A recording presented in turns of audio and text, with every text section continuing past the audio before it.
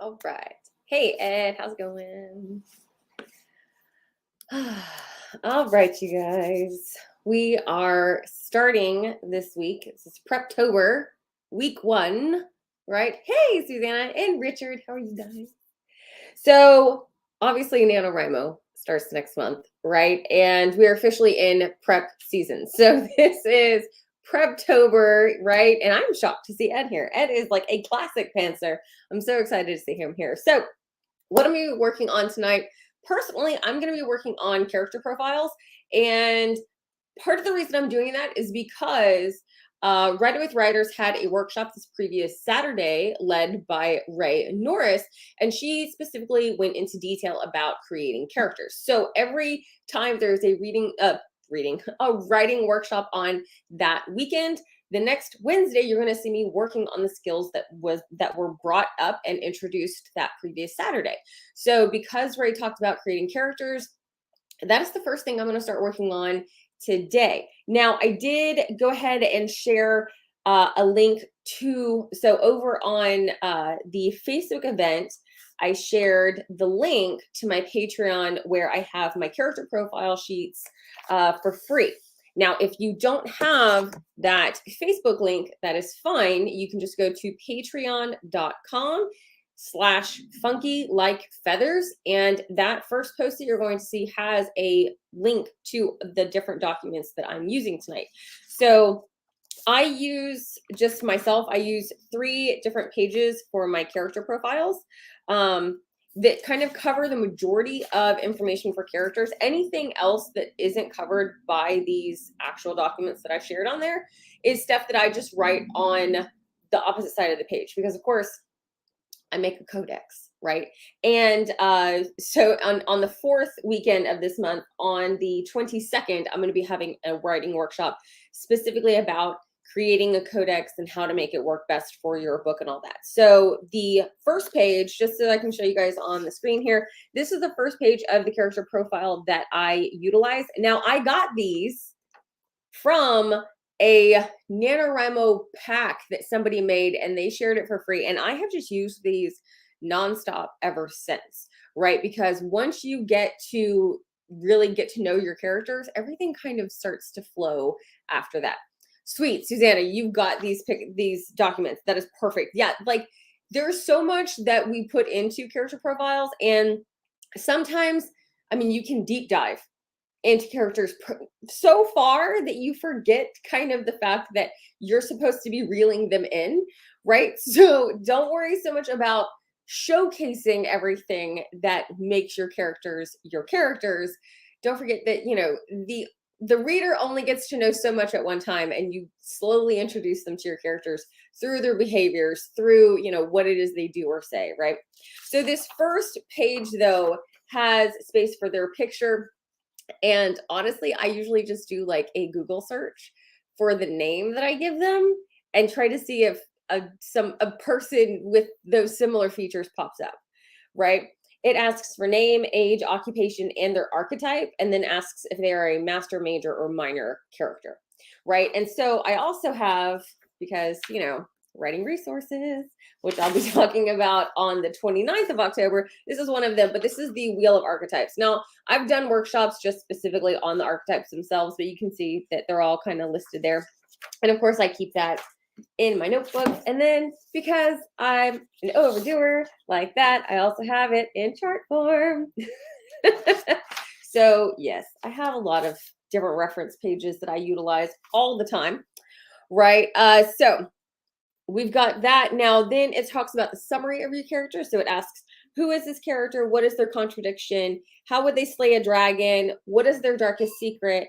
And where do they see themselves in 10 years? And then it talks about their journey. So we have their superficial goal, ultimate goal, which are 2 very different things. And that definitely changes how the character functions in the book. And that's one thing I think that people forget quite often, is the fact that a character's superficial goal and their ultimate goal are often very conflicting. So they're pretending to have a certain goal when really they have like ulterior motives, right? Then we talk about their motivation. This is a huge one for me. Like if a character does not have motivation, they don't matter to the story to me. They just don't. Y'all, they just don't. Okay, so there has to be some kind of serious motivation that is causing this character to behave or do things in their own way, right? Then we need a conflict. So, and this is usually that internal conflict. So, and that can often be like why their superficial and ultimate goals are two different things. It's usually that conflict going on or what's keeping them back from attaining those goals, right? Those kinds of things. And then their awakening. So things that have caused them to change somehow in the story. So that's the whole first page on that character profile. The second page has these three different sections, right? The first one is individuality. It talks about flaws, graces, quirks, skills, most comfortable win, hobbies, fears, accomplishments, regrets, most uncomfortable win. And then you get to kind of explain their MBTI type. And this one kind of breaks it down. It's real simple. Extroverted or introverted, sensing or intuition, thinking or feeling, and judging or perceiving. So it doesn't go too deep into their MBTI, and you can do like online personality tests as that character, right? Because some of us do that to really get into the head of the character, but you don't have to if you don't want to. That's fine. Then that middle section talks about their favorites: color, music, food, drink, expression, quote, possession, and hangout spot. And I think that tells you quite a bit about a character, right? And then that last part is their background. It's a very simple background: hometown, family, relationship status, education, and religion. So not too much on like backstory, just like, you know, when you're making small talk with somebody at a bus stop kind of thing, like that kind of information. So then the third page for the character profile is this one, right? And this is just one that I typed up myself. So character profile 4, and I filled that in. Their archetype, and I specifically talk about their archetype a little bit more here. Like I kind of break it down a little bit more just for my personal notes, why they fit that archetype. So specifically kind of explaining to myself how they fit there, what species they are. That is kind of important, right? Especially if you have things that are more fantasy style or something as simple as you have a dog. So, you know, sometimes there's dogs or cats that are in the stories, especially because I write a lot of like cozy kinds of books. So there's often like a dog or a cat in a coffee shop. So that animal is the character. And so they get literally an entire character profile for themselves. Like, yeah. So then where are they from? Right? Magical powers of any kind, their age, their hobbies, favorite color, music, snack, their favorite book. Those are important things to me because to me, like, especially like I read so much that, you know, like when you see somebody at the bookstore reading your favorite book and it's that book suggesting a friend for you, oh, magical moment, right? So yes, we kind of want to know what their favorite book or their favorite author or like their favorite book genre. Like to me, that's important, right? What they're scared of and why they're awesome. The little things in life. Okay. So if you want to kind of practice utilizing some of these character profiles, one of the easiest things to do is to literally sit down and try to fill one out just based on yourself. Like if you can't come up with fake characters in your head, that's cool. I get it. I know that coming up with people who are not real can seem kind of strange. So try to write one up about yourself. And then try to write one up about whoever is closest to you, whether that is a friend, a family member, the pet that's sitting next to you. I don't know. Write one up about them and see how far you can get and why. Because let's all be honest, if we have pets, they have personalities. Okay. We know where they fall on the, you know, archetype spectrum, and we know what their favorite music is and, you know, things like that. So fill it out, see how far you get just to kind of practice with it. Because honestly, we do that. So that's the kind of stuff I'm going to be working on tonight. So what I did today before I started this, I did go ahead and print out 10 of both of these documents. And I print out 10 because that's usually a roundabout number of how many I'm going to need. Okay. Because if you're only thinking that you're going to need like 5, then you're probably not thinking about those side characters, right? And you really need to pay attention to the fact that there are also side characters that you need to be filling these out for. So that's why I mentioned like the dogs and stuff, because yes, there's more characters than you realize. And at one point I created an entire story and I was working on it and I thought I was done, you know, with all the profiles. And then I figured out, oh my goodness, I forgot like a major character and I didn't have extra character profiles with me. So I always make sure to print more than what I think I will need. Okay. So one thing that Ray actually specifically had us do this past weekend at the workshop is that she gave us photos of people she found, and some of these are tremendous. So I'm actually going to grab my photo. It's here on my desk. I'm not running away, but there's a huge stack of books. If you haven't heard me talk about all my books, oh, it's insane. Okay, putting the books back. Okay, so the photo I got and worked from was this little one. Isn't he adorable? Look at this guy. So cute. So cute. So he is holding up 2 snakes and there's a dog behind him. But this is like a real photo. It's a real picture. So we were given different photos to pick from. And then we created a character description based on that character we had in the picture. So we did this in kind of a snowflake format, right? So we had a character description activity sheet. So we started with him, and then we had to write characteristics about the character, but they could not be physical attributes. None of them could be physical attributes because you have a picture. You already know what the person looks like, right? So, and it's things like that that are important to try out because they'll push you differently, right? And because it is all those little things that make someone feel more real, right? So like if somebody wanted to describe you, I mean, you don't want to sit there and just talk about what you look like. We know what you look like. If we've seen you, we've seen you. It's who are you as a person? And that's what we want to know. So that's the kind of information that you really want to look for when you're making your character profile. Now, time for coffee. Okay. So just to kind of sum up some of the things that we're working on this month, because Nano Prep is intense, y'all. It gets kind of intense. So this first weekend, this past Saturday and the 1st, we had character creation with Ray. On the 8th, I'm going to be talking about storytelling, the art of storytelling, all the parts that go into that, all of the different types, like the ways that you can plan your story. So we're going to talk about several different methods of how to make a story. So if you have no idea what to write about, don't worry. It's going to be okay. I'm going to help you try to figure out like how to make a plot pretty much and how to make sure that it's complete and how to make sure that we fill in all the little holes and what method might work best for your head because everybody's head works differently. Okay. On the 15th, Maria is going to be teaching about developmental scene cards. So there are scene cards that we utilized, and she and I work together to create like a master scene card that we utilize every single year, and we're actually working on a book together. So these scene cards are imperative.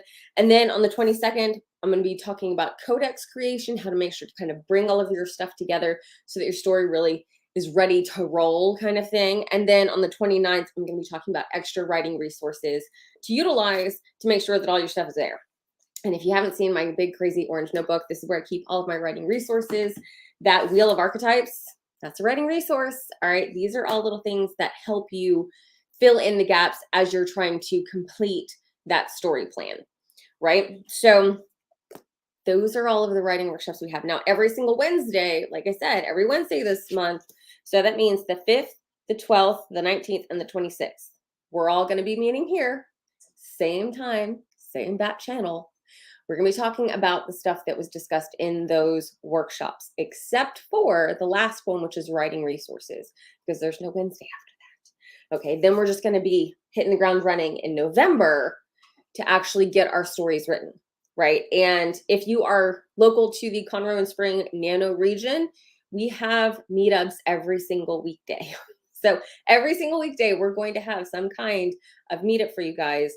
On that first Saturday of November, we've already got a critique club for you guys. So if you've got some writing that you want to kind of finish up some feedback on before you delve into Nano, come on that first Saturday of November. On the third Saturday of November, we actually have a writing workshop full on. So if you want to sit there and you just have not been able to get some writing in and you want to get words on the page, that third Saturday in November at By the Book in Spring, Texas, we're going to be getting all those bunches of words on the page. So today I'm going to be working, like I said, on these character profiles to start building up my characters. If you have not watched my other YouTube video, I did announce kind of what my project is going to be this year for Nano. I am working on messing up, fixing, I don't know. I'm going to turn the Secret Garden into a goofy, spooky ghost story. Yeah. Goofy, spooky ghost story for Secret Garden. That's my mission for November. So, which also means I'm working off of someone else's characters. The basis for the characters. I can still change them and mess with them as much as possible, especially when it comes to the plot. I did, if you were ever thinking about fixing a story, I did annotate as I read this. So there are like little notes to myself and a bunch of highlighted stuff and everything throughout the book. So I did make sure to kind of set it up for myself. I mean, it's like I was planning to do this all along. So I'm going to start sectioning out my character profiles and start filling them in. Let me know. Yeah, the scary garden pretty much. Pardon me, which is funny because I actually was listening to Belladonna today, and it is a YA book. It's called Belladonna. It's a beautiful cover. This is the naked hardcover. Here's the back. Here's what I see. Oh, very pretty. I was listening to this today, and it also has a secret garden in it. Y'all, Secret Garden is like a total classic. So I'm just going to fix it though, because I think there was opportunity that was not taken. So I'm going to start batching these character profiles together and filling them out for all of the characters I can remember before I have to try to reference that one. So there's a lot of work to be done, right? Again, I also try to physically picture my characters, but I've got to know more about them behind the scenes, because if you have read the Inheritance Games trilogy, you know what I'm talking about. I have been absolutely shocked while reading this. I am on the final gambit right now, which is the third book in the trilogy. Oftentimes when we build characters in stories, we often take a moment to describe them, right? And that's totally normal. It's totally fine. I totally get it. However, Jennifer Lynn Barnes, who wrote the Inheritance Games trilogy, she does not do this. She does not take time to sit there and describe the characters. But I tell you what, we as a class, okay, because I teach this book for a book club, we sit there and talk about all of these different personality traits of the characters based on their behavior, based on what we see them do and how they interact with each other and how they interact with their scene or, you know, the situation that's going on. And I tell you what, these are some of the shortest chapters I've ever seen in a book. The plot goes so fast because there's always something changing, but you learn so much about the characters every single step of the way. It's mind-boggling because you're sitting there telling yourself, but she didn't even tell us anything about the character. She did. She just didn't spell it out like most writers do. She showed you the character, which is amazing. Okay, so seriously, have some fun showing as much as possible. This is George, in case you don't know. There's a little dude down here. So show as much as possible with behavior, actions, what they're doing. What they look like isn't as important as what is happening to them. Yeah, we can get like some references to their physical, especially when it comes to like what they're wearing or if there's some kind of physical attribute about them that is important. And this is especially like every single character, to me, every single one should have a scar of some kind. And if they don't have a scar, that should be weird and kind of pointed out, right?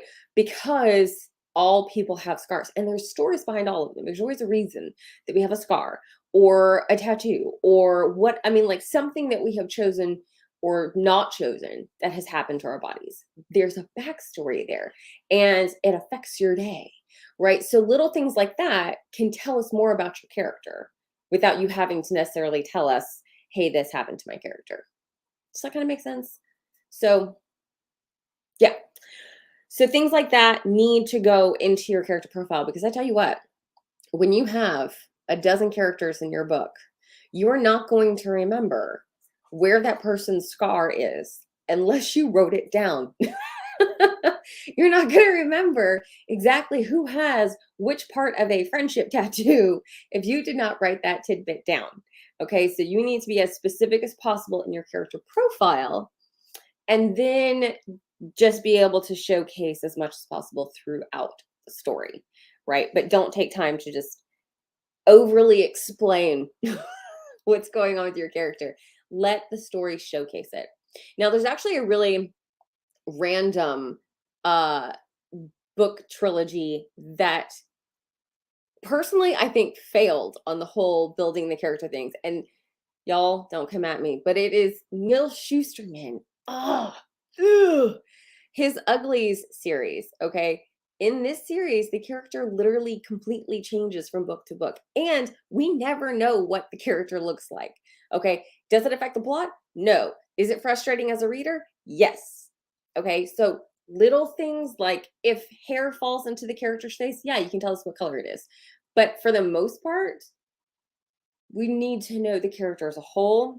Sometimes this also affects which POV that you're going to use during a book, because if we can get multiple POVs, that can be difficult to write, but it can also make the story much more dynamic at the same time.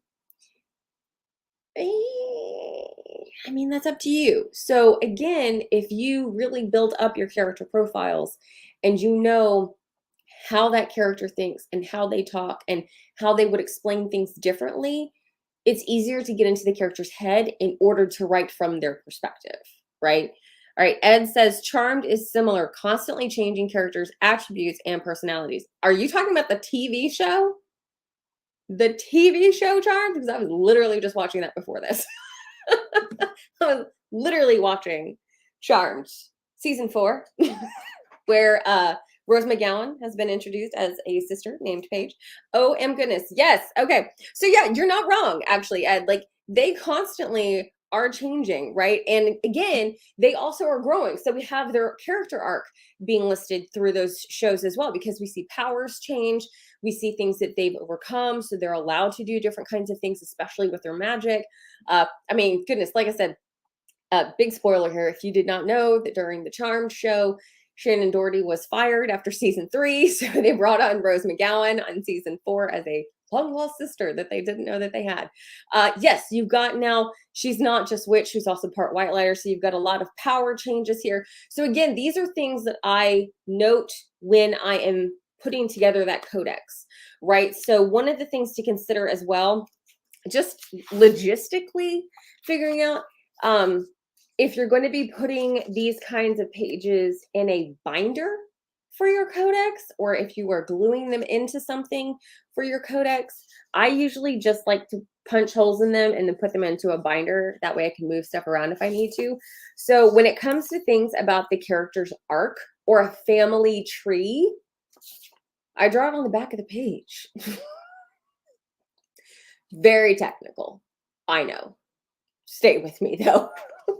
One of the easiest things is literally to just draw it on the back of the page, because then that information stays with that character. So anytime I grab that character's profile, I am grabbing all of the information about that character, right? And like I said, I can move things around in a binder to kind of, based on their importance, or based on if I am taking out a character profile because I'm building up a scene and something about that character needs to be noted in that scene, right? So like, as much as possible, dump it on these pages. And that's, again, like even I know for you guys who are pantsers, it can be very, very difficult to like stay in the little boxes. You don't have to stay in the box, okay?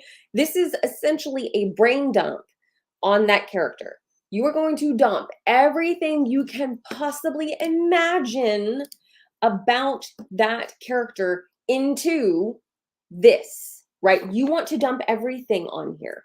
So any thoughts, ideas that you have about that character, anything that you think you need to know or think that you don't need to know, okay? It all needs to go on those pages because you're gonna forget. It's that simple. Okay. Like, I mean, we can throw blonde jokes at this all you want, but I don't care what color your hair is. You're going to forget what you wrote about your characters. You're going to forget, even if they are based on someone you actually know, because the person you really know is real. And something about this character could be slightly different, especially if they have a magical power. And you have to figure out what the magical power was and if there's any limits and what if it's cost and it, all the fine details, people, all the fine details. Okay. Yes. So great. I'm glad we can come to that conclusion. So our pantser child of the class, Ed, has stated in all caps that yes, brain dumps work for many pantsers. I'm so glad because again, you don't have to be super duper organized about it. This is just so that you can reference it and find that information again, right? If you need to know something about that character for a scene, and like I said, if you have a friendship for characters and they have the friendship tattoos, if they did a sun and a moon, you have to remember who has which one. You have to remember where it's located. Okay, like in the SJM universe, if you don't know, okay, Sarah J. Maas universe, in the Crescent City series, it's these red and blue books right here. There's a very important tattoo. What that tattoo says means a whole lot. It's referenced to quite often. You end up finding out all these little details. All these details. And by the way, Sarah J. Maas, who has written the Crescent City series, the Throne of Glass series, the Akatar series, she literally has a massive whiteboard that all the stuff goes on. Okay. Like important things because it has to be a brain dump. You have to get out of your head. And no matter how much planning you try to do, and this is going to be very difficult for the planners to hear, something will go off course. Okay. But as long as you know what your characters are going to do or how they should react, that leads you to the next step. Okay. You already know how they're going to react to a situation if you know their personality. All right. There's this scene in Big Bang Theory that I will reference because I'm that much of a nerd. Sheldon is a character who he's an oddball, but he decides to come up with a cover story for him and his friend Leonard to not go to Penny's play. Okay. So they come up with a lie to cover a lie that Sheldon has a cousin who was going to rehab. And then when Penny comes over and sees this random guy that Sheldon has hired, he and the guy are arguing about how a middle child would react to being told that he has to go back to rehab because there are certain characteristics of a middle child. And so they're arguing how that person would react in different situations. That's information that changes how a character behaves. And the guy is trying to be deep into his character, right? And so, again, these are things that affect. If you are a firstborn or the baby of the family, you probably know what I'm talking about. Okay, like there are certain life skills and ways that we're treated and ways that we feel about things because of your birth order. Okay, so something as simple as that. Again, on the back of these pages, draw a family tree. You're going to get more information. Circle where that person is and be like, here's where this character is. Here's the whole family tree and here's how it connects. Because otherwise, it gets very easy to get very muddy very quickly. Especially, like I said, if you have read the Inheritance Games trilogy by Jennifer Lynn Barnes, that family tree is so crazy. It's insane. Like legit crazy. One of the things that I utilize to keep things like that straight, I will write all of the characters' names on Post-it notes and then manually move it around on a table just so that I can physically see how the family tree is set up. Sometimes you just need to see that, right? So don't be scared to dive deep, dig into these character profiles. So I want you guys in the comment section, let me know who the main character of your story is and what makes them so awesome. And legit question. Like I said, that is like my last question on my character profile. Why are they awesome? So like, tell me the main character's name and what makes them so awesome. Like what? Because I think everybody's read Secret Garden. If you haven't, you're missing out. It's a great story. But Mary Lennox is a tricky little thing. So Ed has Neith. Yes, again, she is literal shape-shifting Xena Wercat. Love that. I love it. Shape-shifting Xena Wercat. She's awesome. Right now, does she do the high-pitched scream like Xena does? I would love to see that. Absolutely love to see that. I wonder, if your book was made into a movie, do you think Lucy Lawless would play it? Would play Neith? I think it'd be amazing. So Susanna has Sean. He is the incarnation of death. Hades, the black dragon. I like it. He sounds so mysterious. Ed goes, Sean is awesome. See? Awesome.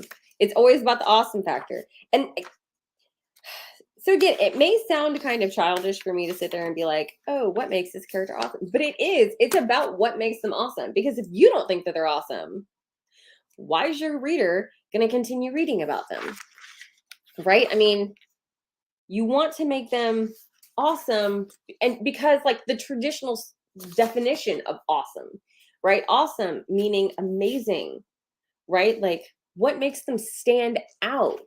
How are they different from other characters? What's going to make your reader want to continue reading them? Because if you have somebody like Sean, who's the incarnation of death, he's not going to be necessarily a super relatable character for your reader, right? So like if you have like a little normal person in their little bubble of life reading about these characters, they're reading because they're very different. It's not because they personally have a lot in common with these characters. Now they may have ideas, thoughts, and feelings that are related to these characters, but they're not going to have like legit ways to relate to those characters. So when you build that character, it is those ideas, thoughts, and feelings that are going to get your reader to go, dude, awesome character. Have you seen how they handled this situation? And there will be conversations in coffee shops all around by people who have read about how your character was so awesome in this situation and why they think, that, oh yeah, he's going to act this way and oh, this is going on. Because remember, when people talk about books, they're talking about the plot that's going in it. And then they're trying to figure out how the character is going to react and whether or not they're going to make it to the end. I mean, like, Susanna says, oh, yes, he is. Death is highly attractive. You can't escape it. I mean, why is it that Death isn't always like the hot guy in the room? Why is he always like the mysterious, brooding dude who like no matter can do no wrong? Like, I love that so much. And literally, that's what happens in Belladonna. We meet Death and he doesn't necessarily have like a physical form. He's just all this darkness swirling around and like takes on like a human shape, but doesn't like, he's never solid, right? But like the way he talks and the way that he interacts with the main character, you're just like, ooh, I'm interested, right? I mean, he's just, y'all. And Ed goes, yes, and his personality connects characters to him. Yeah, and see, I mean, like that's the thing too, is you want those connections. It's all about connections, right? Well, our editor will let us know. Cheeky. Yes, as your editor, I will let you know if it works. You know I will, because I'm that honest editor. I'll be there and go, I just think maybe he's a little too handsome. No, I probably won't. I don't think I would ever say that about a character. Although I have to say, in the Sarah J. Maas universe, I would like to see some more like normal characters. Everybody is like drop dead gorgeous, buff, built, right? I mean, like, what is it? What? How do you tell them apart? They're all brooding and they all snarl and growl, and yeah, I don't know. It's going to be interesting. It's definitely going to be interesting. So, like I said, I print out 10 of these. Now, I do not have my codex in here, okay? Because I think it would scare some of y'all to see what my codexes look like. I do use, like I said, binders, okay? I put everything in a binder. I use dividers, all right? And I initially like set up dividers for every single character because again, there's a lot of stuff that goes into them. I will also make, some people make Pinterest boards based on their books for characters and things like that, a playlist for different characters and books for each of the different projects. I like to, so also in Scrivener, if you don't like paper, okay, some people like to do it electronically in Scrivener. Susanna's gonna forget. I said Scrivener, it's okay, it's okay. Or you can use Microsoft Word. Whatever works for you, as long as you can organize the information. Again, you can brain dump it. I also like to collect pictures. So, like I said, I pull up a picture of the character if possible.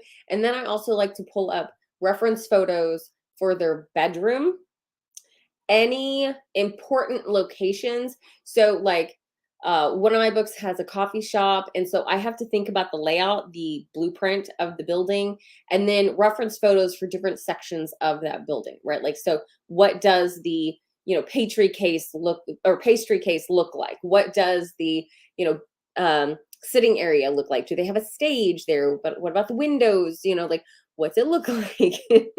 I told you, Microsoft Word, it works just fine. Okay. So again, it's just, how do you like to organize this? The whole point is to make sure that your references are complete. Now, this also comes in handy, just life tip here. Always carry a notebook with you, some kind of notebook. Now, writers, I know that you might have pretty notebooks. They're supposed to be written in too, okay? The pretty ones still have paper. And you can write on that paper in your pretty notebook because that's what it's for, okay? Delve into the pile of your pretty notebooks and use one, all right? I dare you to, because that's what you're supposed to do with it. So those different ideas that you have. Now, I tried one year to like plan everything in a notebook that was bound. And man, I had so many tabs on that thing and I didn't have enough pages set up. So then I would have to write things on different, I got real lost real fast. So that's part of the reason I utilize a binder, because I can put pages in and take pages out and move things around 1,000 times. There are tons of binder systems to use. Have at it, right? And school supplies, I mean, should be on sale now because it's October, right? So I mean, goodness, go get a binder. Go get some, dividers. Have fun with it. Drive yourself mad with it. I don't care. But as much as you can fit about each character, if they have cars, what kind of car do they have? That's going to be important. Leather seats versus fabric seats. If the weather is cold or hot, that affects their day. Okay. So yes, if that character has a certain kind of mode of transportation, those are going to be important references to have, because remember, you're literally creating something out of nothing here, right? So you are creating people, their lives, their connections to each other, their massively deep personalities out of nothing. Out of nothing. How are you going to keep track of this? Okay, like, to say I don't understand pantsing is the very large understatement. No idea. I have pantsed a total of once, and it's because I wrote a short story. It was a mystery, and I wrote it in one day. It's when I did a 10K in a day, and that was the only time I did not have any kind of plan or character profile of any kind. Other than that, I need to know everything about a character. right? Because it affects them. Find pictures of what they're wearing. Find pictures of, if they have keepsakes, if they have necklaces, rings, if they have magical jewelry, you need to know that. You need to know what that item looks like. Put references with the character profile because those are their items. If you have like a treasure trove of items that, may exchange hands or whatever, then you may want a section where you just build up about those items, right? So like you can have each item on a different page and tell you all of the different characteristics and powers and connections that it has, because you essentially are building those items almost like characters themselves, right? Even in the Sarah J. Maas, A Court of Thorns and Roses series, we have a house that essentially acts like a character because it responds to people's wants. There's a children's series called Erie Elementary, and the school eats children. Don't worry, they slept just fine after that. The school eats kids, so it is essentially a character. It has reactions to different things. It has a past. It was made from a person. So yes, we need to build that up. We need to know what that backstory is, what the connections are, how we got here, right? That affects the story. It affects the characters. It's important. Just like if we have a character who is from the South and they go up north, that affects how they interact with other characters. They're also going to talk different. They're going to have different speech patterns.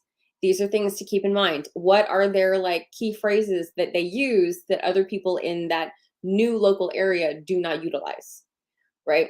Same if you bring a northerner down to the South, that's just going to be very different, right? So this goes into those character profiles, okay? So if everybody has their character profiles, let's start working on our main character, okay? Even something as simple as pen versus pencil at this point, that's up to you. That's one reason digital can work well if you're just brain dumping onto a page, because you just have a backspace button. If you feel comfortable going in with a pen, go in with a pen. If you feel more comfortable going in with a pencil, go in with a pencil. So I have divided my pages. So I have the different things batched together. Like I said, I will probably then also have a page just with picture references for each of the characters,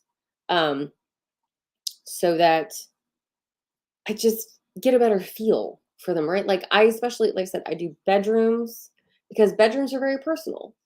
Now, I don't have to describe the bedroom in the story, but it is stuff that affects and showcases their personality, right? So let's grab one of these character profiles. If you have nothing but a regular piece of notebook paper and a pen, go with that. Let's try to write up a character profile for our main character and see what we can get, okay? Let's brain dump it on here. Let's see where we go, right?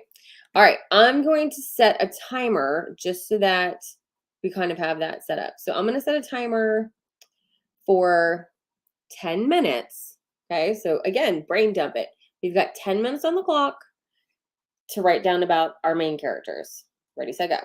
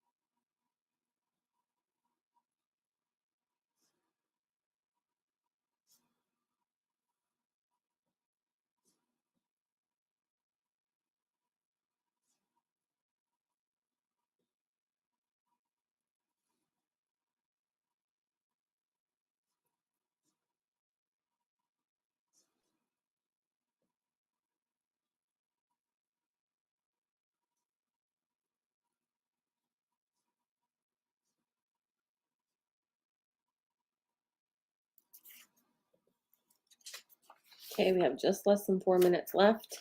Come on, you guys, you can do it.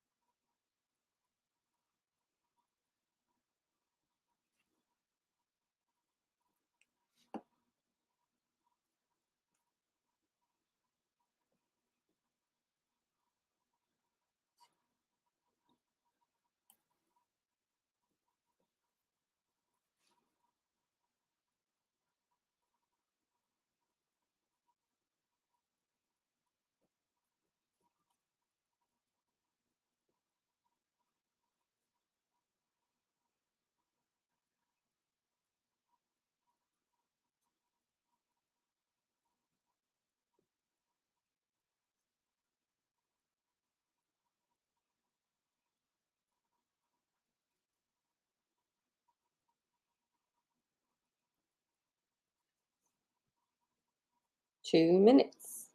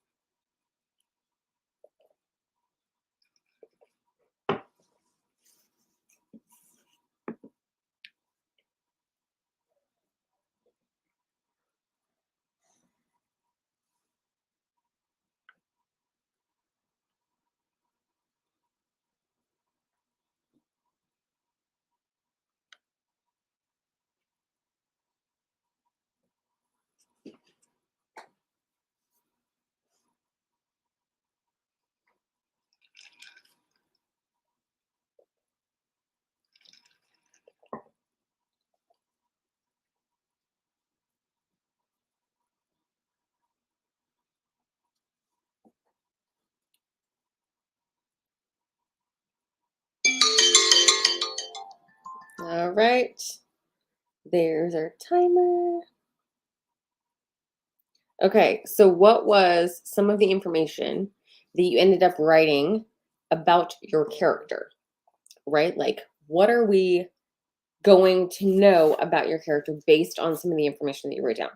And remember, a lot of this stuff may or may not come out while you're explaining things happening during those scenes. Some of these things are going to have to be subcontext. Some of these things may come up in flashback scenes, but they're not going to be necessarily given to the reader in an info dump, right? So what is some of that information that you think you'll be able to put across for your reader to get?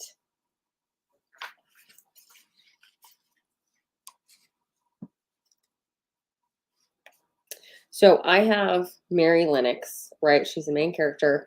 of the Secret Garden. She's like 9, 10 when she's in this. Um, her archetypes are really intriguing because again, she grows and changes so much during this story, right? So we get her starting off because she's a kid, she is kind of that innocent figure. She's obviously the orphan character, right? Because her parents literally die. She's also there very much an explorer. She becomes an outlaw, which is pretty exciting. I think it's kind of crazy.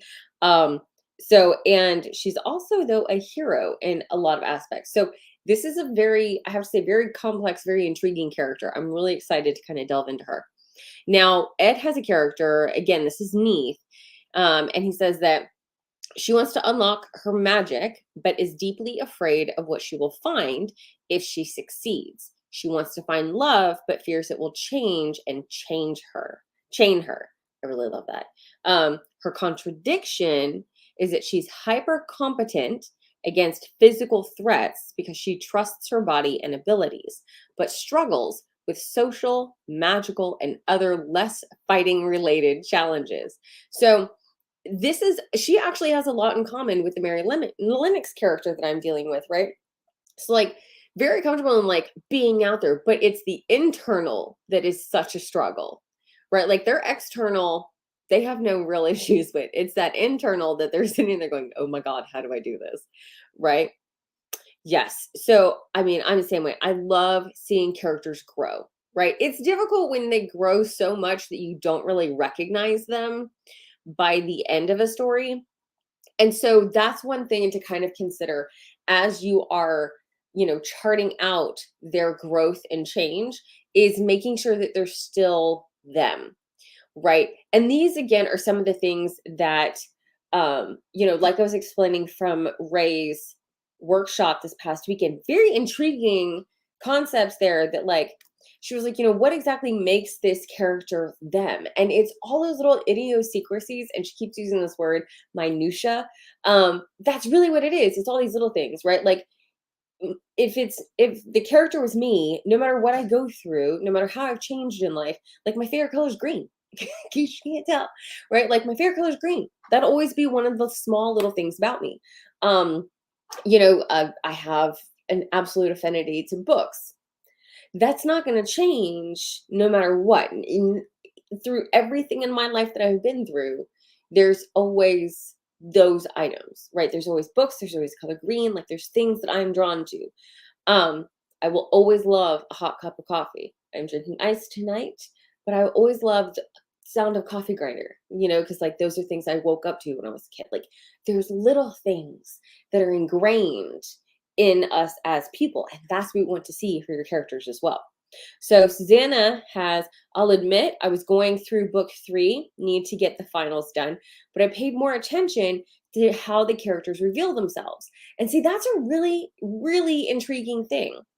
Because now if if you have nothing but free time and just want to see what I'm talking about, in the Uglies series, so the first book is Uglies, the second book is Pretties, and the third book is Specials.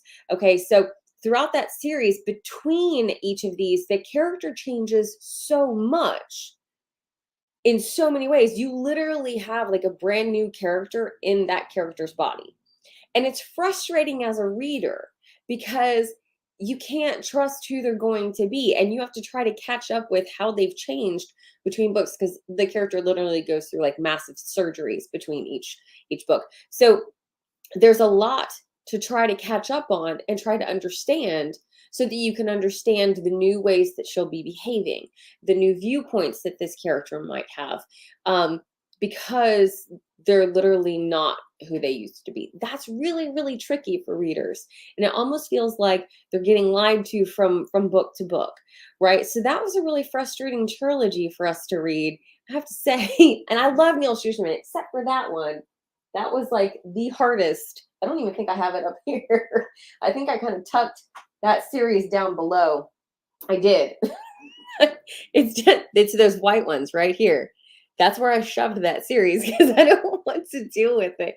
It's very, very frustrating. We need to know who the characters are, and showcasing that is absolutely imperative.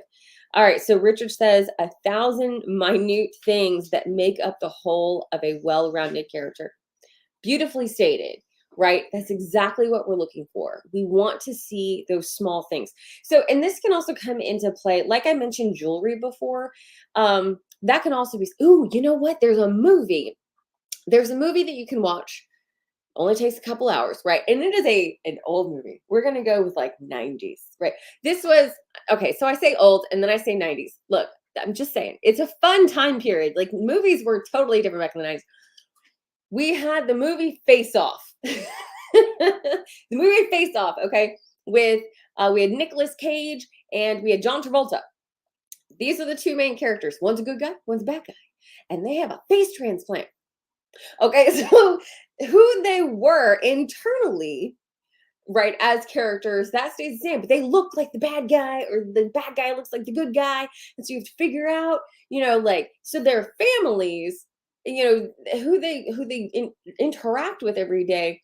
It's those small things that's going to remind you of who that character really is, right? So, like, I think it was John Travolta who's the good guy, and he goes to his kids, and when they're asleep, he like rubs right here between their eyes when they're asleep, and that's kind of his little like love tap on them.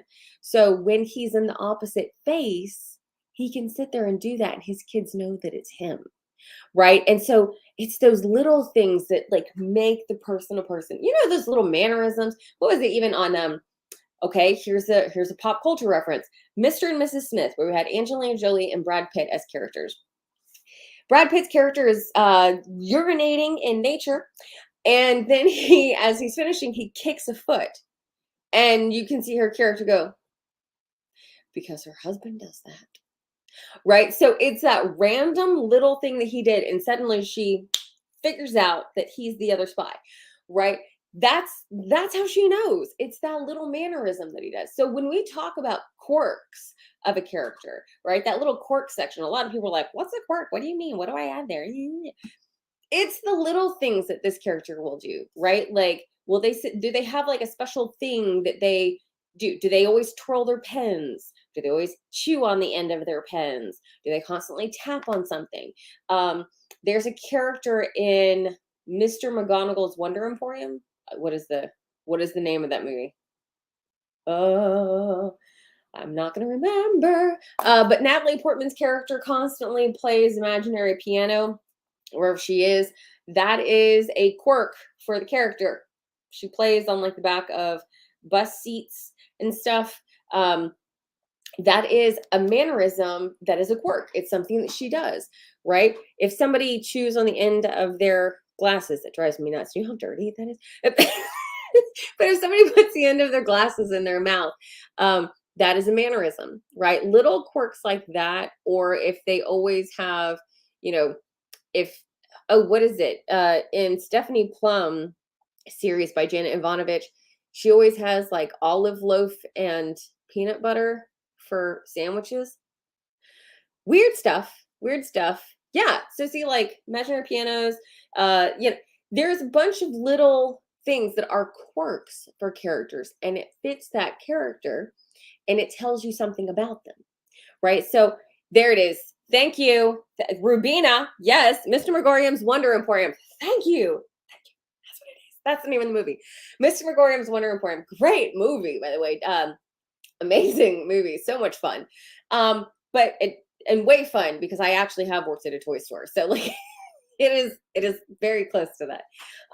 So yeah, little mannerisms that people have that showcase who they are. That's what we want to see in these books. We want to see those mannerisms. So again, like if you have not read the Inheritance Games trilogy by Jennifer Lynn Barnes, amazing example of how to bring characters to life and really give them their personalities without having to necessarily tell us everything about a character, right? Like we never talk about really what color their hair is. We never really, the only time we get to find out what a character is wearing is if it's a special occasion and they're getting dressed up for something.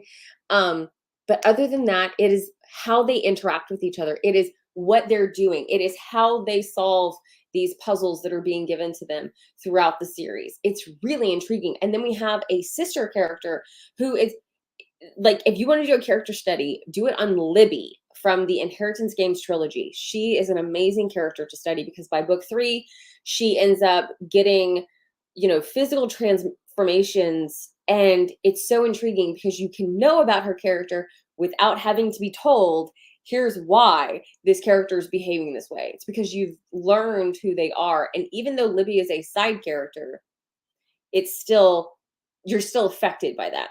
Now, mentioning side characters, we have to say, don't forget the order of your characters. There's a hierarchy, okay? And there's a hierarchy for a reason. So don't forget who's the main character versus a side character, right? Because we've all done it, right? We make these amazing primary main characters. They're the master character. This is a story about them. And then a side character, whoop, takes over.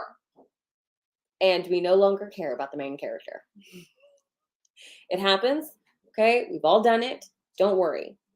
It happened in My Lady Jane by the Lady Janies, whom I love and adore. But yeah, we get a side character that takes over that main plot. Now we're no longer interested in the primary character. We want to know about the side character because they have a cooler story than the main character, right? So make sure that your main character stays your main character, right? Now, this is also why I mentioned that when you are going through and building these characters, that the main character inside and out, forwards, backwards, upside down, right? Family tree. Even if you don't necessarily who goes on that family tree or where they go, make one. Just make one because you need to know this character more than any other character. You need to understand their actions and reactions more than any other character. They need to stay the primary. Don't let that side character run off, right? And they will, but you got to keep the primary going.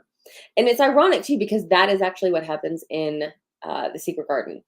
Colin, the cousin, I don't know if you've seen the movie, but the 90s version, there was a newer version. Don't watch that. Come on now. Stick to the 90s version of the movie. The cousin takes over the plot. Okay. I intend to fix that. That's why I'm fixing it this time. But yeah, a side character starts to take over. Keep everybody in their places, right? It can get very messy very quickly. So now that we have some primary information about our characters down, right? And we worked on our number one character for those 10 minutes. I now want you to try to work on a secondary character, right? So not your number one character for that book, but your second most important character, right? They're going to be tied. They should be very different than that master character that you have, right?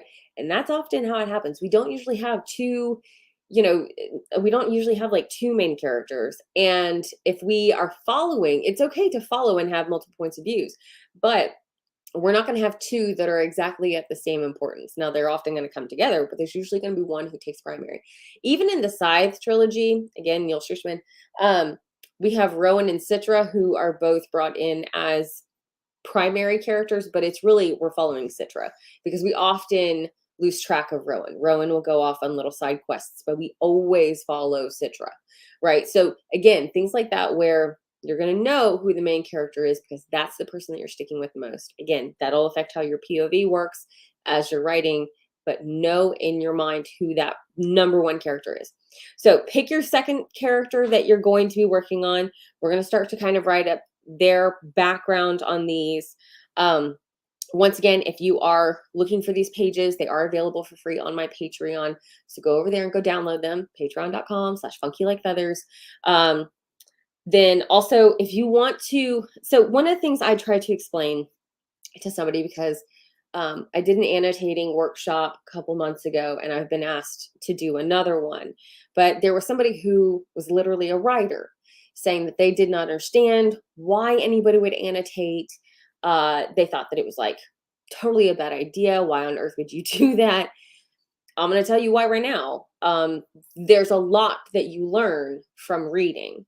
Okay. And a lot, a style, how different writers perform different functions, how they make things happen differently for different kinds of characters and different kinds of plots. Reading can incredibly change how you write your own stories. And that's part of the reason that I went ahead and started my online book club, is to get people into reading more. So even if you read just one book a month, it adds up. I mean, think about when's the last time you like actually finished an entire book. And if you're in a book club, you'll do one every single month. You'll be legit reading at least a dozen books a year, right? If you want to join, I have an online book club called Book Nerd University, and it is also available on my Patreon. This month, I have put these shiny stickers that say Book Nerd University inside of the books for this month at a local bookshop called Buy the Book, B-U-Y, Buy the Book. So yeah, like they're available there, and you actually get them for 10% off if you're a member of the Book Nerd University. So when you are enrolled, you automatically get 10% off of your Book Nerd University book pick for that month. But that way you can actually start paying attention to some of the different methods that writers use to get different effects, right? So this month we are reading Small Town Big Magic. So obviously there's a magic system that is introduced here. I have started this. I am on page 72, and there's already some stuff in this that I can see tied to other books, right? There are certain concepts, there are certain characters that I can see tied and how it overlaps. And that's so important. And even through this conversation this evening for different, characters, we have talked about multiple kinds of book series and how they utilize characters differently.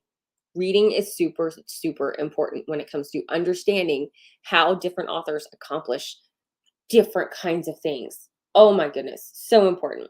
So when we're talking about our secondary characters here, again, they're not the primary.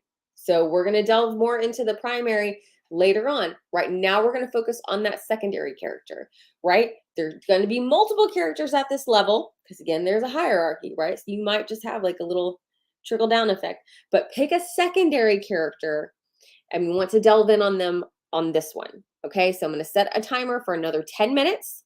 We're going to get some writing done about these secondary characters. Ready, set, go.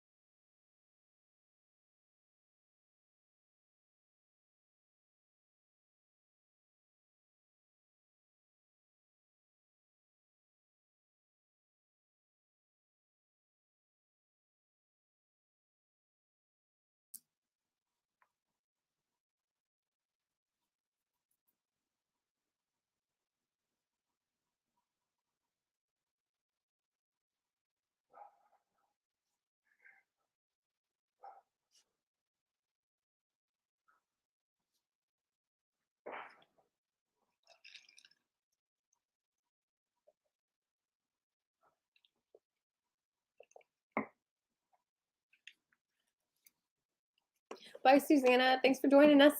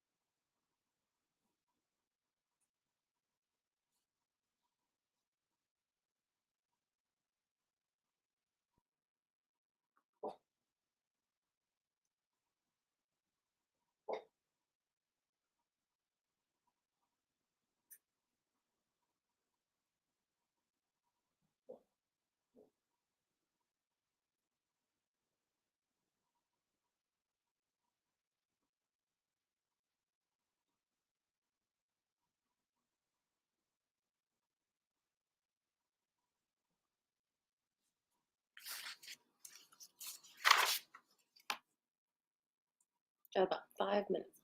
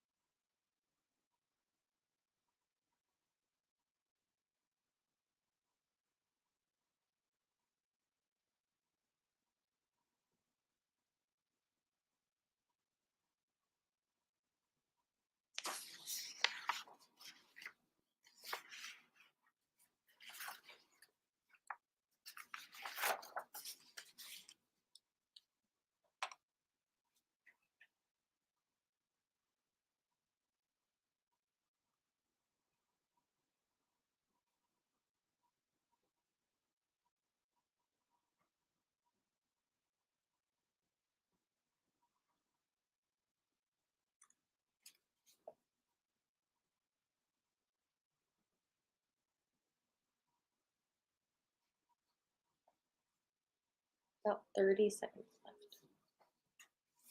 Bye, Adrienne. I'll see you later.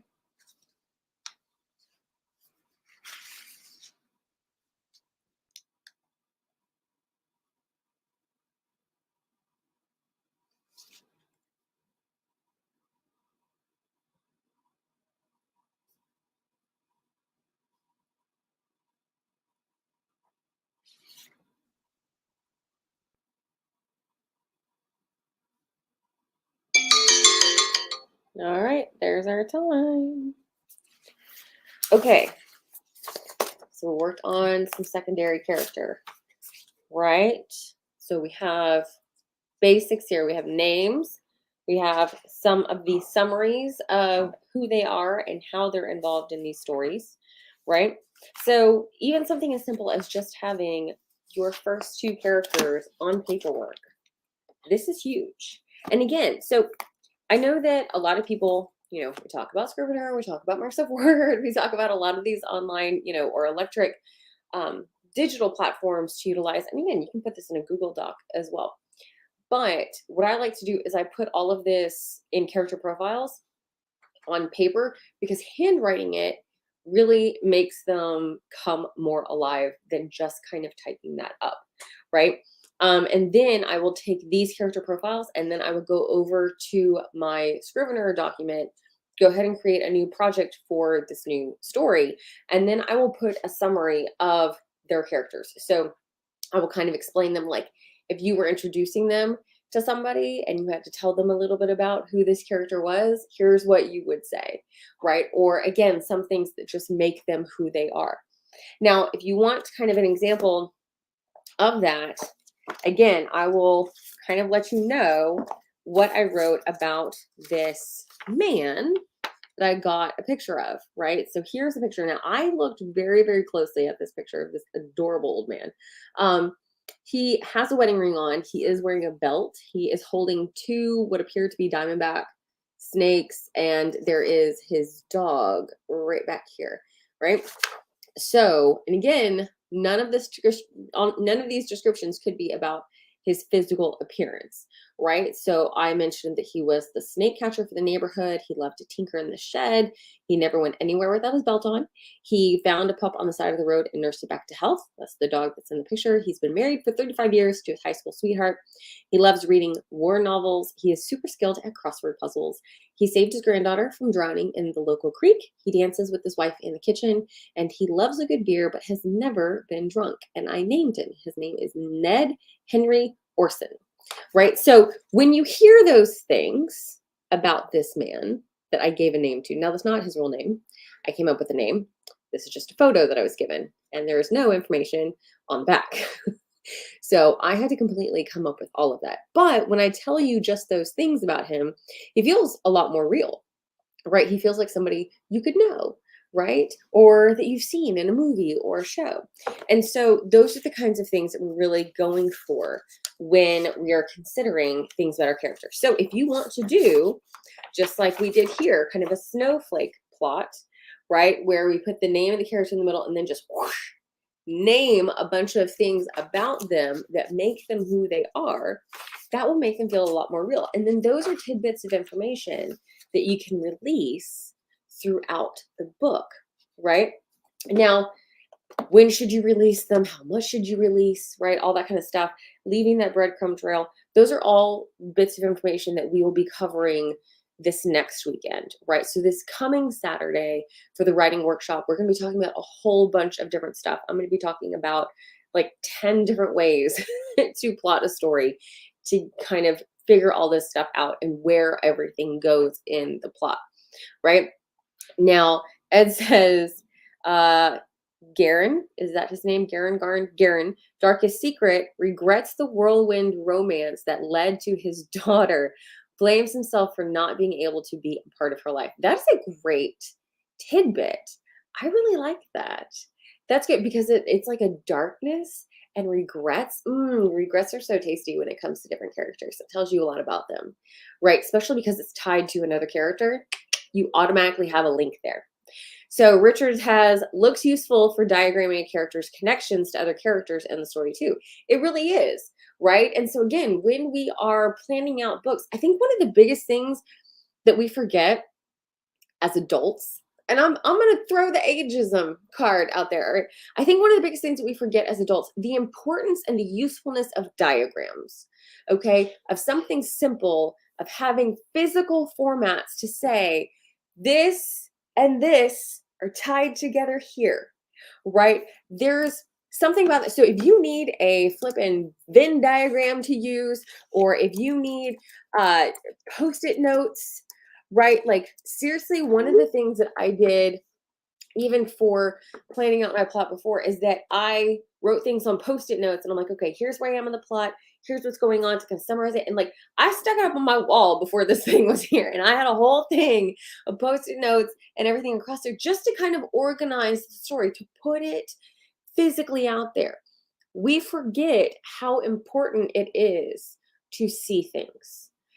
As adults, yes, we have nonstop instant access to digital platforms, and you can type in the notes app of your phone, you can leave yourself voice messages, you can send an email to yourself, right? But when it comes down to it, drawing a picture, getting a picture, writing all of this stuff down, using things to physically connect. Like I said, make a family tree with the post-it notes for the people and then tie those things together. It seems weird, but it can really change how you see them, right? And how you see the story. And so, like, we've even talked about trying to utilize things like type in Comic Sans for a day, because it changes what you see. It changes how you relate to that. It changes your interaction with your work at that point. Like, okay, exactly. So Richard, this is exactly the point. He's her uncle. No, he's her father. Wait, he's her uncle and her father. I am telling you, it gets so messy. So, okay, so like literally in the Inheritance Games trilogy, we have a family tree that is tweaked and then actually ties to like another. And then you have this spider web because this woman had 4 sons from 4 different men. And so you have different family trees there, but they're all still half brothers, right? And so all of these things are just very intriguing. And so even like me and the students, we're all sitting there going, we're going to have to draw this out. We need a visual, right? Like we need to be able, I got to see this because it's just so crazy, right? It's things like that that really make it more, it makes it interesting for the reader because they're sitting there going, what? Right? And like, if you know anyone who has read any of the Sarah J. Maas universe, like there are 3 different series that all intertwine, okay? And it gets very, very crazy very, very quickly. So we need to know how all of these things tie together, because there is just so much insanity that overlaps and you're trying to figure out who's related to whom, and there's different universes and there's different worlds and there's different, like realms within multiple courts and all this kind of stuff, like powers. How do they get these powers? Where are these weapons from? All of that stuff is interconnected as well as separate. Okay, there's a reason it's called planning. There's a reason we plot this. It's because you need to, so that you can better understand it and all of that interconnectedness. Because if you don't get it and you're the writer, how's your reader going to get it? Yeah. And like, even when I was reading, And Then There Were None by Agatha Christie, I had to take out a notebook and write down all of the main characters, because there's 10 people who go to an island for dinner and none of them come home. And one of the characters gives a false name. So like there's tons of people to keep track of, a plot to keep track of behind that. Like it gets messy really, really fast, right? So sometimes you just need to kind of write this out. So I did. I wrote down what their names were, and then I gave them little nicknames for kind of the personality that they had, and then kept track of who was dying when.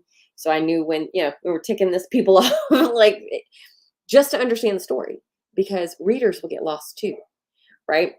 So yes, it's extremely important, right? Your characters are going to make your reader care about your story. And it's really that simple. If your characters are not well thought out or planned, your reader won't connect to the story. You can have an amazing plot. You can. But it's going to be really, really frustrating if they don't connect to the characters.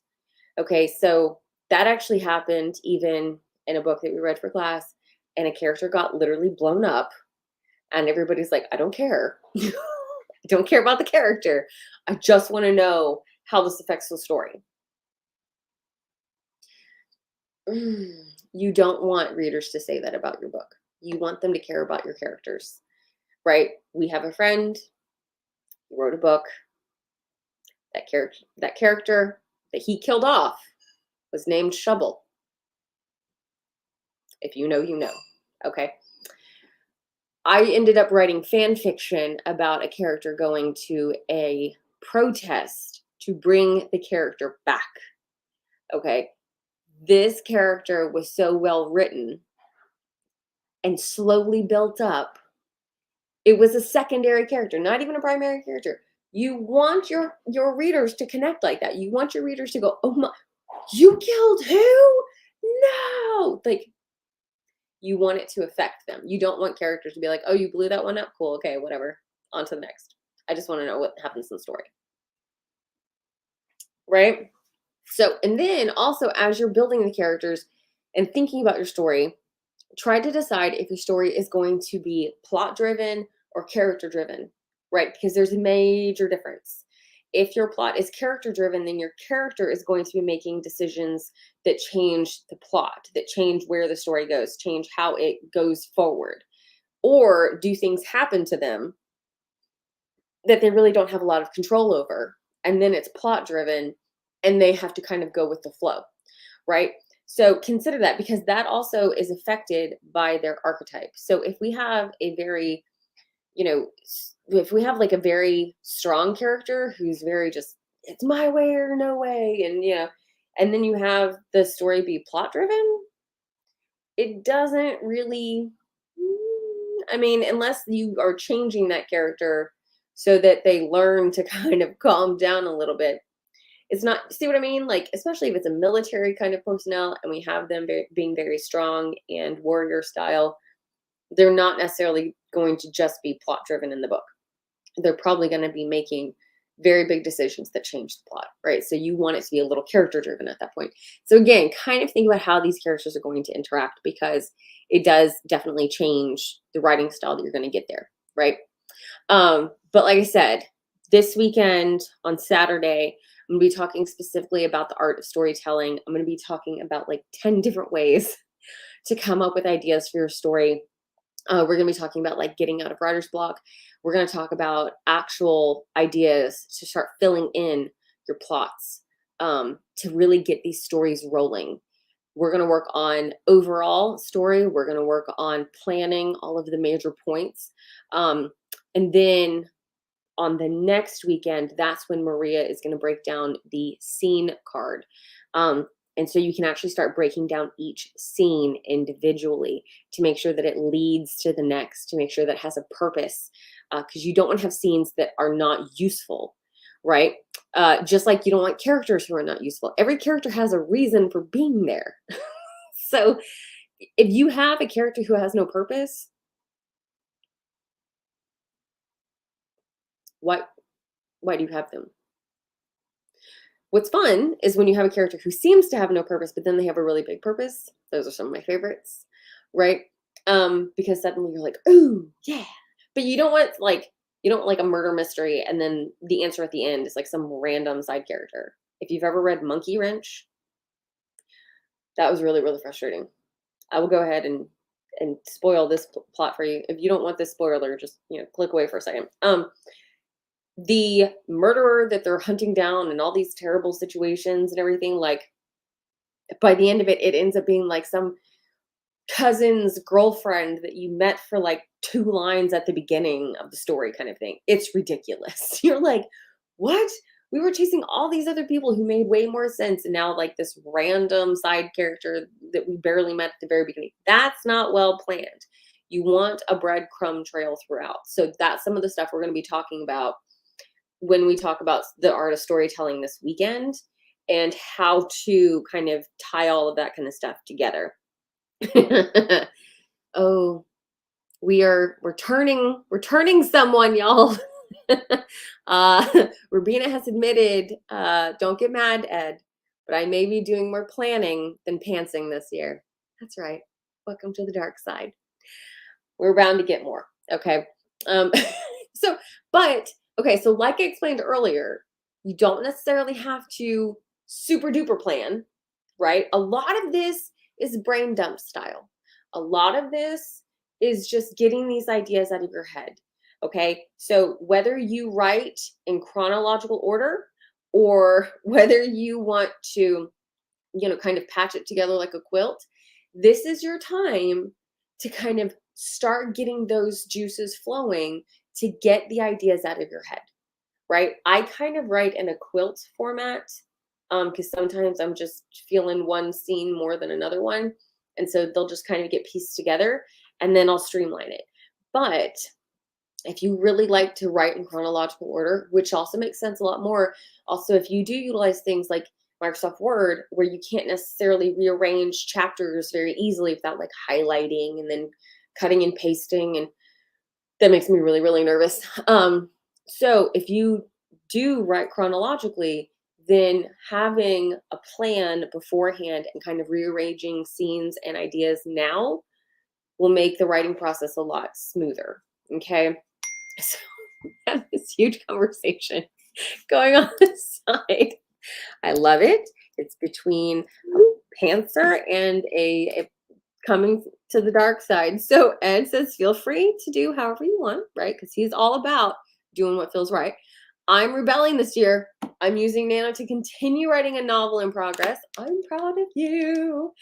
And then we have, I just have an idea, but not sure how to grow it. That's why we're going to be talking this weekend about the art of storytelling and how to kind of fill in that plot. Okay, like we're going to be working specifically on that. Ed says, use this month to write words you would not have written by Howard Taylor. That's exactly it, right? We're getting all these ideas down. If you have an idea, great, run with it. Plan whatever works for your writing process. You do you. That's exactly it. Okay. And again, I mean, like I harp on Ed because he's like just openly a pantser here. And I love that because no matter what your writing style is, you have different tidbits of information that you can pick up and you can use them however you see fit, right? Nobody's saying that you have to do it exactly the same. And you guys, I introduced y'all to ideas. That doesn't mean you have to copy my writing style. Okay, like that doesn't mean. Now, here's the other thing. Consider this. Consider the following, like Bill and I would say. Okay, I could literally hand you my codex with all the same notes that I would be working from to build a story, right? I could give you exactly what I have. I could give you every single character profile. I could give you my overall story plot. I could give you my scene cards broken down scene by scene to get through the entire book. And you know what? We would write 2 totally different books. So everything that you're doing now is just to make the you in November not have to try to find all those little notes. Okay. Now, again, if your idea of planning is writing down random pieces of information on random Post-it notes, and then you just have a notebook where you toss all those Post-it notes, cool. That makes sense. Because then you can rearrange information. It's the same thing I do with a binder. I'm just taking larger pieces of information and moving it around, right? That's what you're doing here. Everything here is completely customizable. Do not think that you have to plan the same way that somebody else has planned. If you showed up with the exact same binder configuration that I utilize, I would be shocked. Okay, and I have done multiple discussions on how I set up a codex. Okay, but everybody's going to write a different book. That's the point. Nobody wants to read the exact same story over and over and over again. It's how that person tells the story. We read the same tropes. We read the same main ideas. We can see all the different connections between the stories. It's how the writer does the writing. It changes how we interact with it. Okay? So think about those things as you're putting this stuff together. Offspring? I came up with a new story prompt, like I always do. Okay, write it down. I will add it to my bag of tricks. Okay, because I think it's pretty cool. Okay, write it down and I will add it. Okay. Yeah. So yeah, so I've got literally a bag of story prompts. I have tons of things that we're going to be utilizing over the next few weeks to get you guys ready to write your stories in November. So Rubina, having an idea and not knowing how to grow that, you're in the right place. Okay, you are in the right place. So like I said, these character profiles, and again, these are not the only character profiles that are out there. There are thousands. Okay, it just depends on which one connects with you the most, which one you find easiest to utilize, which one makes sense to you. Okay, for some characters, I add a whole lot more stuff. Right now, when we go into codex creation later this month, I'll take out a codex and I'll show you everything that I've got in there and the organization system that I use and how it's, going for all the different characters and what kinds of things I included. But what we've got right now is character creation. This is all just about getting those ideas on paper, making these characters start to feel real. Okay, because they're more than just pictures. Now, if you want to do, and I've asked you about like how people come up with names for their characters, because I think one of the most asked questions on some writing platforms is for names for characters, because we're all trying to come up with different names.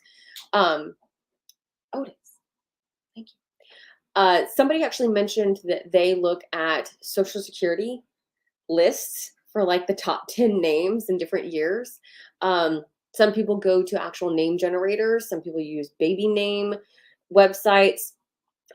This is also a time to kind of just consider, do you want the name of your character to mean something, or do you just want it as a general name? The type of name will also kind of tell us, are they from the human realm? Are they from a fantasy realm? Time frame of whether or not it is like old school versus modern day. If their name is Brightly, they were probably not born in the 80s, right? Like names like Aiden and Hayden and all these like rhyming names, they weren't really around then.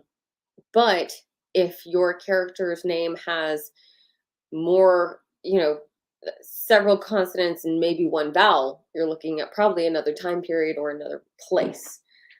These are things that we consider. If you have a lot of characters, if you have characters named Sarah and Rebecca, both in the same story, I'm guessing you're writing about witches. It's just how it goes. Okay. If you have Jane and Charlotte in the same story, I'm guessing you're writing from like Jane Austen's time. Charlotte Bronte, Jane Austen, same time frame kind of thing. These are the kinds of names that we pay attention to, right? Rubina, do not have all your characters with the same first initial. Gonna have that conversation. Please make sure that your characters have varying names and different letters. I love you, that they start with, because especially if they're about the same length, right? So if you have a character named Eve and then another character named Edmund, they both have E's, right? Eve is obviously a much shorter name than Edmund, so it's not totally terrible, but we could do better, okay? Because if we have Eve and Ed, that it's only one letter different, all right? So, Marina, I just finished a book and their names were Nick and Nate. No. Were they twins? That happens a lot when there's twins. In the Throne of Glass series, we have cousins. We have Adian and Aelin. There's one letter difference in their name, and they are cousins. One is male and one is female. It drives us readers crazy. There are so many A names for cities and for characters in the Throne of Glass series. If you know, you know. Okay, it gets really, really crazy. So try to utilize some different initials. Don't have names that are alliteration, because you come off as like Marvel. Peter Parker. We have way too many names that are alliterated in there. So yeah, in the Marvel universe, so many names that have alliteration. The first name and the last name start with the same letter. So try to get names that are kind of more differentiated like that. If you have a name, there was actually a huge discussion about this the other day, so I'll just kind of let you know. If you have a name that is extremely complex and does not fit the time frame or the country of origin of your character, consider simplifying it, because you really don't want the need for a pronunciation guide for your characters. You want to try to make it so that your reader can pronounce the names. Just because otherwise the character's name will get pushed to the side and your readers won't read it. They really just won't put any importance on the character's name and they will flush over it. So those, again, are things to consider, because the percentage of your readers who are checking the pronunciation guide is far less than you think. So make sure that it makes sense for the story, right?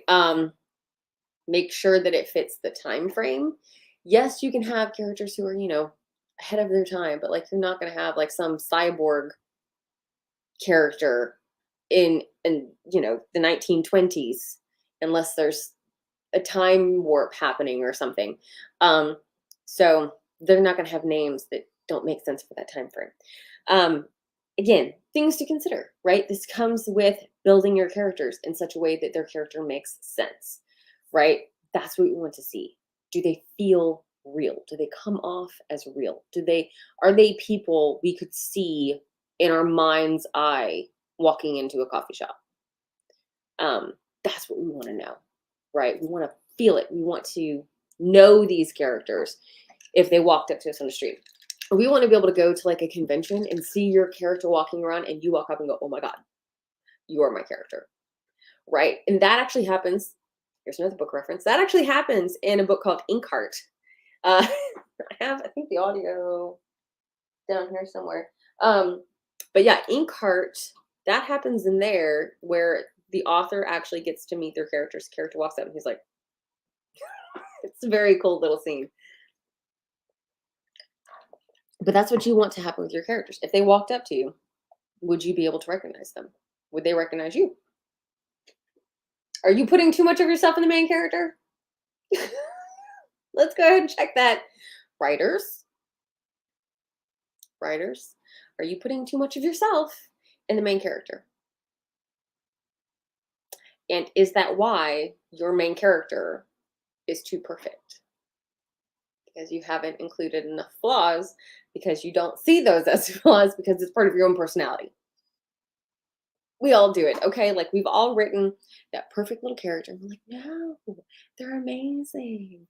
They make all the best decisions. I'm gonna mess with them a little bit, but not big time. Because, you don't really want to hurt them because they're based on you. We're all guilty. It's cool. Don't worry. We'll make our own support group. Okay. So make sure you consider that. Don't make the main character just you. That's what I'm saying. Make a character profile that is you, right? So you can practice your character profiles, so you can utilize those to understand how they function. But you are not the main character in the book. You're your main character in your own life, but not in the book that you're writing. You have to be two separate things.